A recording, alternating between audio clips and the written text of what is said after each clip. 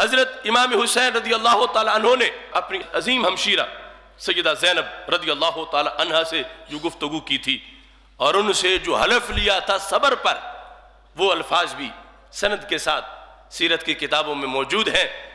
جس وقت فرمایا تھا اقسم علیک، میری بہن میں تمہیں قسم دے کے کہتا ہوں، حلف اٹھاؤ مجھے، لا تشقی علی جیبا ولا تخمشی علی وجہا ولا تنادی بالویل. کل جو صورتحال سامنے آ رہی ہے، جس طرح کے حالات ہوں گے، ان حالات کا جو نتیجہ ہے وہ ہمیں نظر آ رہا ہے. اور جب ہمارے لاشیں تڑپ رہے ہوں گے تو بے صبری نہیں کرنی. حلف دو کس چیز کا؟ کہ تم اپنے چہرے پہ تماچا نہیں مارو گی. حلف دو لا تشقی جیبا، کہ تم اپنا گریبان نہیں پھاڑو گی.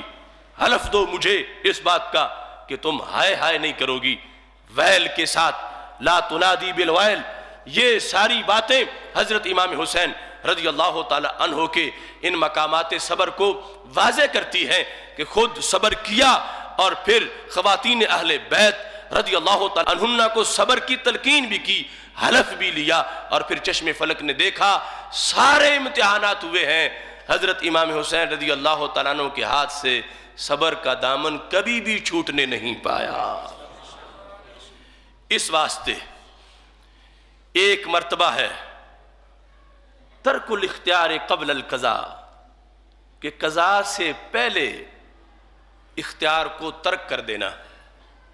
دوسرا سرور القلب بمر القضاء، قضاء کڑوی لگے تو دل کو سرور آئے. تیسرا ہے فقدان المرارت بعد القضاء، چھری چل جائے تو جتنی پہلی کڑوی لگتی تھی وہ بھی کڑوی نہ لگے. پہلا مرتبہ جو تسلیم و رضا کا ہے، امام حسین اس میں بھی کامیاب، جو دوسرا ہے اس میں بھی کامیاب، جو تیسرا ہے اس میں بھی کامیاب. ترک الاختیار قبل القضاء، کہ دو رستے ہیں. ایک رستہ ہے لگتا ہے کہ ادھر جاؤں گا تو نقصان ہے، دوسرا ہے کہ ادھر جاؤں گا تو فائدہ ہے، اور ابھی وقت ہے کہ اس جگہ سے دونوں میں سے ایک کو اختیار کیا جا سکتا ہے. جو پیکرے تسلیم و رضا ہے وہ ایسے آپشن کے ہوتے ہوئے بھی اپنا اختیار استعمال ہی نہیں کرتے، اپنی مرضی استعمال ہی نہیں کرتے. ترک الاختیار قبل القضاء، یہ کربلا کا جو امتحان تھا، اس کے انعقاد سے پہلے آپشن موجود تھا کہ حضرت امام حسین رضی اللہ تعالیٰ عنہ اس سے بچنا چاہتے تو بچ سکتے تھے، سائٹ سے گزر جاتے، روپوش ہو جاتے.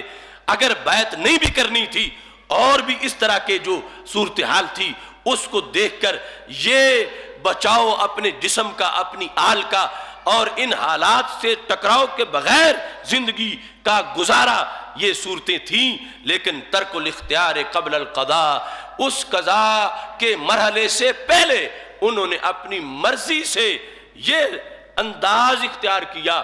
وہ جو خط لکھنے والے لوگ تھے دھوکہ انہوں نے دینے کی بھرپور کوشش کی، مگر میرے امام دھوکہ کھائے ہوئے نہیں تھے، عزیمت کا راستہ اپنائے ہوئے تھے.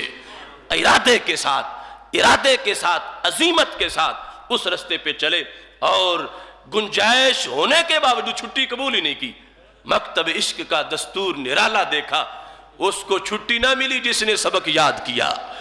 آزمائش ہوئی تو اس وقت کے سب سے بڑے انسان کی، کہ جن کو رب ذوالجلال نے اس وقت سب سے اونچا درجہ دیا ہے، وہی اسٹوڈنٹ ہے اس امتحان کے اور وہی پاس ہوئے.